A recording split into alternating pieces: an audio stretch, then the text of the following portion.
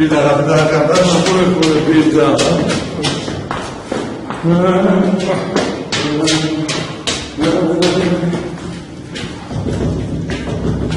Azizim.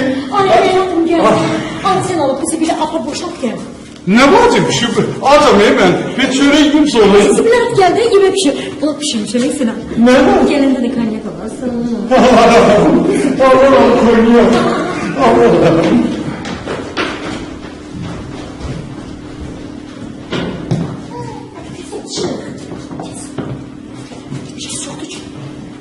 Salam aleyküm. Allah İşte sen anlama. Bak şimdi.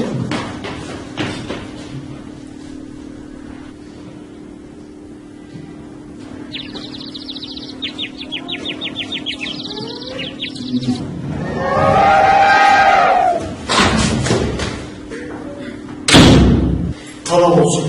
Ağlar var. Gör necə vəziyyətdən çıxdı. Salam aleyküm. Yaxşı qutar.